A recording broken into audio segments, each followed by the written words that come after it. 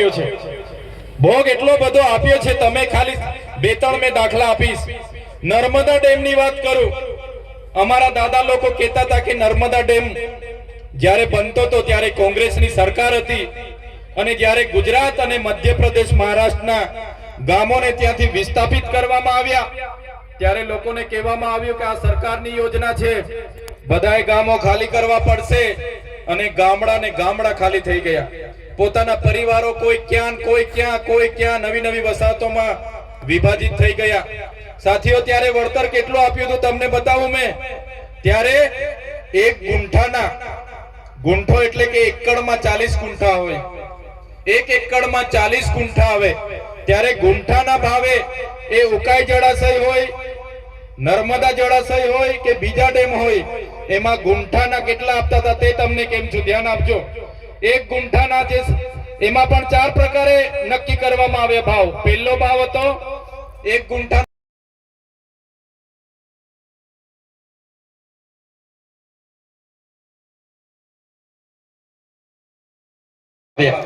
બીજો જે ભાવ હતો, બીજા પ્રકારનો ભાવ એક ગુંઠાના 21 રૂપિયા નક્કી કરવામાં આવ્યો।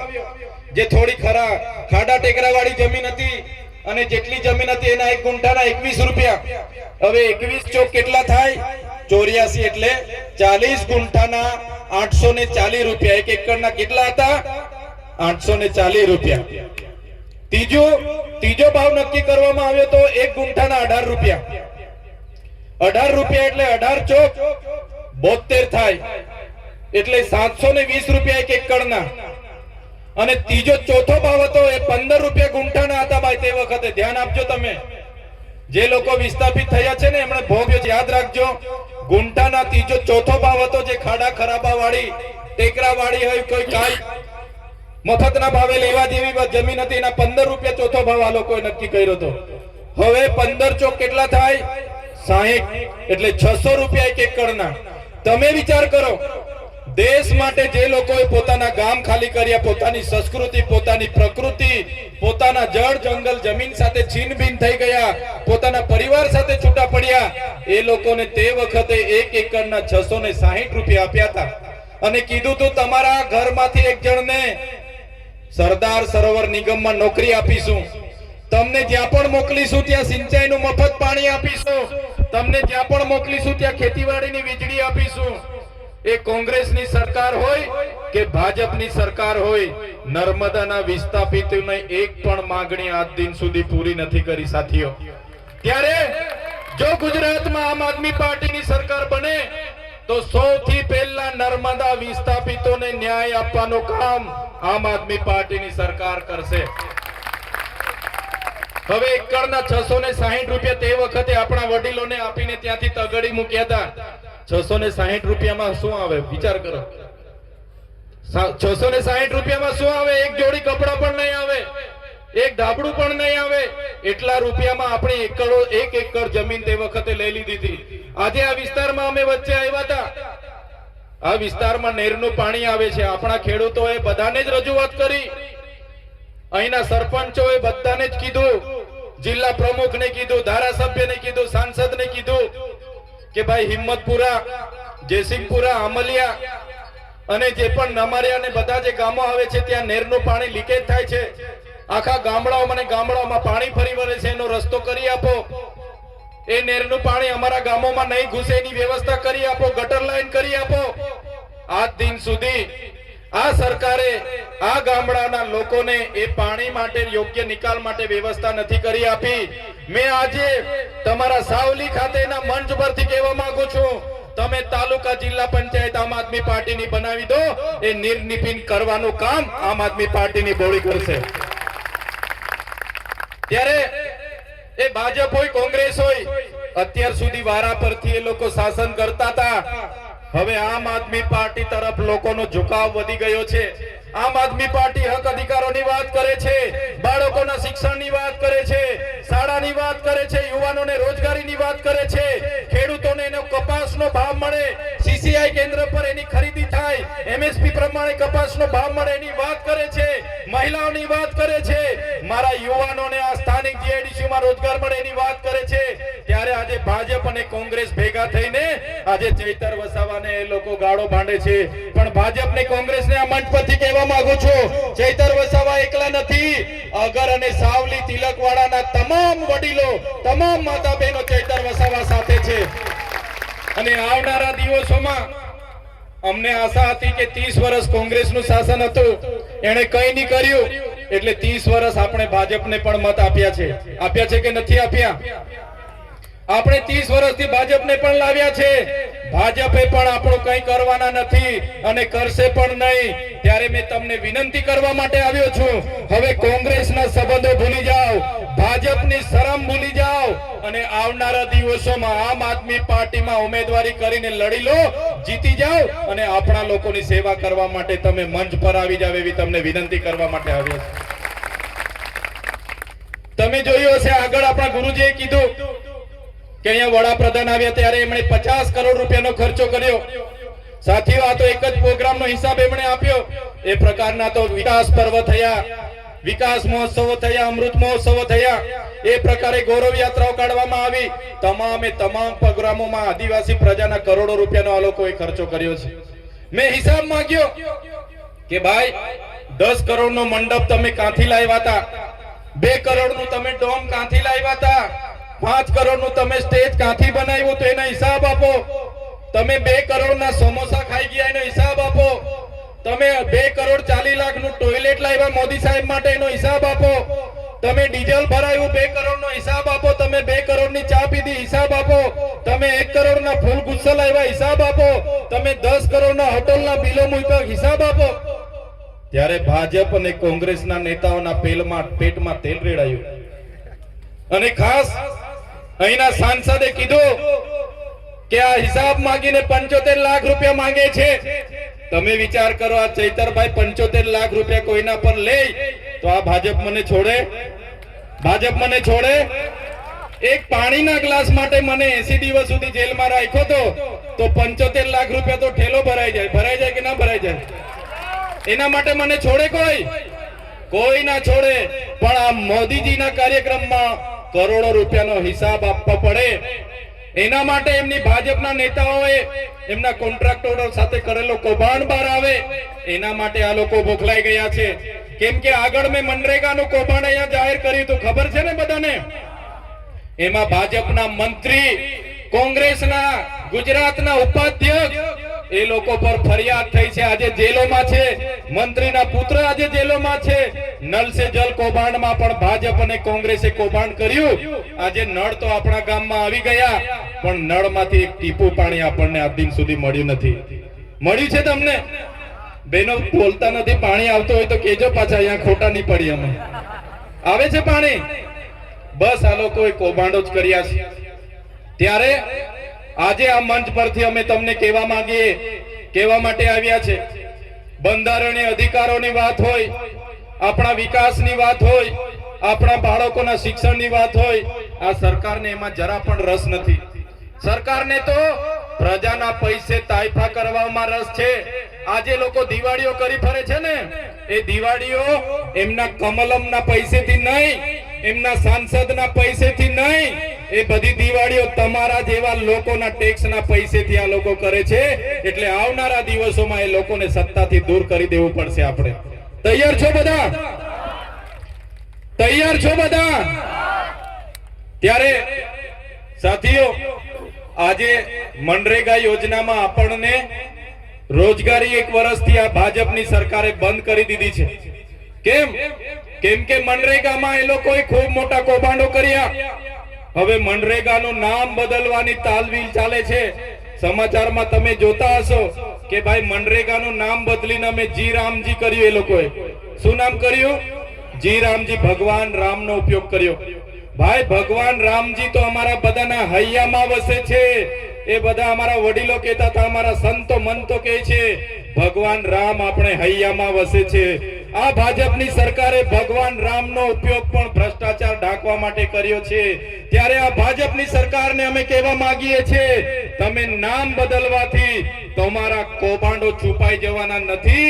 તમારા ભ્રષ્ટાચારી નેતાઓને આવનારા દિવસોમાં અમે ઘર ભેગા કરી દેવાના છે. ઘર ભેગા કરી દેવું પડશે. આ વિસ્તારમાં જંગલ ખાતાના અધિકારીઓ પણ આપણા લોકોને ખૂબ હેરાન કરે છે. અહીંયા દીપડાઓ બહારથી લાવીને છોડી દેવામાં આવ્યા છે. આપણી દીકરીઓ પર હુમલા થાય છે, બહેનો પર હુમલા થાય છે. અત્યાર સુધી એટલું મોટું જંગલ હતું ત્યારે કોઈ વાઘ ને કોઈ દીપડા નહોતા આવતા. હમણાં દીપડાઓ બહારથી લાવીને આપણા લોકોને હેરાન કરવા માટે અહીંયા છોડવામાં આવે છે અને આપણા લોકોને હેરાન પરેશાન કરે છે. ત્યારે એ જંગલ ખાતાના અધિકારીઓને પણ આ મંચ પરથી કહેવા માંગુ છું, તમારું જંગલ ખાતું 1927 માં આવ્યું છે. અમારો આદિવાસી અમારા જંગલો વચ્ચે હજારો વર્ષથી રહી છે. અમારા આદિવાસીઓને હેરાન કરવાનું બંધ કરી દેજો, નહીં તો જે દિવસે અમે આ રસ્તા પર ઉતરીશું ને તે દિવસે તમારા જંગલ ખાતા પણ અહીંયા નજરે પડવાના નથી. શા માટે દીપડા લાવીને અહીંયા છોડો છો ભાઈ? અમારા લોકોને હેરાન પરેશાન કરો છો. ત્યારે જંગલ ખાતા વાળાને પણ આપણે કહી દેવાનું છે. અને સાથીઓ, આજે આપણી જમીનો પર બહારના લોકોની નજરો છે. તમે જોયું હશે કેવડિયામાં જે પ્રકારે રોજગાર આપવાની વાત હતી, આજે ત્યાંના લોકોને અંદર પ્રવેશ નથી કરવા દેતા. પોતાની ગાડી પણ બહાર મુકાવે છે. મહિલાઓના ઝૂંપડા બધા તોડી નાખવામાં આવે છે. અમને વિકાસ સાથે કોઈ વાંધો નથી, વિકાસ બધાનો જ કરો, અમારો પણ વિકાસ કરો. પણ જે વિકાસના નામે અમારા લોકોની જમીનો છીનવવાની વાત કરે છે આ સરકાર, ત્યારે સરકારને પણ હું કહેવા માંગુ છું આ મંચ પરથી કે વિકાસના નામે હવે પછી જો તમે કોરિડોરમાં અમારા લોકોની જમીનો લેવાની વાત કરશો, હાઈ ટેન્શન લાઈનોમાં જમીનો લેવાની વાત કરશો, હાઈ સ્પીડ કોરિડોરમાં જમીનો લેવાની વાત કરશો, ડેમોના નામે જમીનો લેવાની વાત કરશો, તો અમે એક પણ ઇંચ જમીન આપવાના નથી. પછી પણ તમે અમને હેરાન અને પરેશાન કરીને જમીન છીનવવાની વાત કરશો તો તે દિવસે આ રોડ પર અમે ધારિયા, પાલિયા અને ભાલા તીરકામઠા લઈને ઉતરીશું. ભાલા, પાલિયા અને તીરકામઠા અને ધારિયા અમે ઘરમાં કઈ શણગાર માટે નથી મૂક્યા, અમારી રક્ષા માટે છે. અને જે દિવસે અમારા સમાજ પર ઊની આંચ આવશે એ દિવસે આ ઓજારો લઈને પણ રોડ પર ઉતરીશું. ગાંધીનગર જવાનું થશે તો ગાંધીનગર પણ રેલો જશે અને ગાંધીનગરમાં જઈને નેપાળ વાળી કરવાની ફરજ પડશે તો ગાંધીનગરમાં નેપાળ વાળી કરીને પણ સત્તા પરિવર્તન કરીશું. ત્યારે આ વિસ્તારમાં, આ પંચાયતમાં કેટલાક સરપંચોને આ સભામાં નહીં આવવાનું, નહીં જવાનું એમ કરીને ભાજપના કેટલાક નેતાઓ અમારા આગેવાનોને ડરાવતા હતા, અમારા સરપંચોને દબાવતા હતા, બીવડાવતા હતા કે ભાઈ ચૈતર વસાવાની સભામાં જશો તો તમને કઈ વિકાસ નહીં કરીએ, ફલાણું નહીં કરીએ, ઢીકડું નહીં કરીએ, તમારે ત્યાં જીબી વાળાને રેડ કરાવીશું, પોલીસ વાળાને રેડ કરાવીશું, તમારું પાણી બંધ કરી દઈશું, તમારો રસ્તો બંધ કરી દઈશું એમ કરીને ભાજપના લોકોએ ખૂબ અમારા લોકોને ડરાવ્યા છે. પણ ભાજપના લોકો પણ આ સાંભળી લે. આ મંચ પરથી ભાજપના લોકોને પણ કહેવા માંગુ છું, આ કોંગ્રેસના લોકો નથી, આ આમ આદમી પાર્ટી ચૈતર વસાવાના લોકો છે. અમારા લોકોને હેરાન પરેશાન કરવાનું જો તમે કોશિશ પણ કરશો, અમારા એક પણ સરપંચને, એક પણ આગેવાનને હાથ લગાડવાની જો તમે કોશિશ કરશો તો તમારા બધાના અમે મોર બોલાવી દઈશું, મોર. અમે કોઈને છોડીએ નહીં, કેમ કે અમે તમારા જેવા કોઈનું ખોટું કરતા નથી. અમારે કોઈના રોડના પૈસા ખાવા નથી, અમે કોઈ તલાવડીનો કૌભાંડ કર્યો નથી, અમે કોઈનું લૂંટેલું કર્યું નથી, અમારી સાથે બુટલેગરો નથી, અમારી સાથે જમીન માફિયાઓ નથી. અમે સાફ સબીના માણસો છે અને અમારા જેવા ઈમાનદાર લોકોને સંસેડશો તો આવનારા દિવસોમાં ભાજપ અને કોંગ્રેસના લોકો સામે પણ આરપારની લડાઈ થશે. કેટલાક દિવસોથી આ વિસ્તારમાં કેટલાક કોંગ્રેસના નેતાઓ ભ્રમ ફેલાવે છે, પ્રચાર કરે છે કે ભાઈ ચૈતર વસાવાના અમે સાથે જ છે, અમે સાથે જ લડવાના. એ કોંગ્રેસના હારા હારા લોકોને પણ કહેવા માંગુ છું, દૂરથી પાડી પર બેસીને જોયા નહીં કરો, દૂરથી વાળ પર બેસીને જોયા નહીં કરો. આવી જાવ, આમ આદમી પાર્ટીમાં તમારું સ્વાગત છે. નહીં તો આવનારા દિવસોમાં આ વિસ્તારમાંથી કોંગ્રેસ સુપડા સાફ થઈ જવાની છે, તમને હોદેલા નહીં મળો. ત્યારે સાથીઓ, આવનારા દિવસોમાં તૈયાર થઈ જાવ. કોંગ્રેસના લોકોની શરમ છોડી દો. એકવાર પૂછી લો, ભાઈ આવવાના હોય તો આવી જાઓ, દૂર પાડી પર બેસીને જોયા નહીં કરો. એ ભાજપના પણ સારા સારા લોકોને બોલાવી લો, આવી જાવ. જે લોકો સારા હશે એમને તાલુકા પણ લડવા મળશે, જિલ્લા પણ લડવા મળશે. એ લોકોને આવનારા દિવસોમાં સત્તા પણ બનાવીશું, એમાં પણ લઈ જઈશું. પણ જે લોકો આપણા લોકોને હેરાન પરેશાન કરીને રંજાડવાની વાત કરશે, એવા લોકોને તો આપણે છોડવા માંગતા નથી.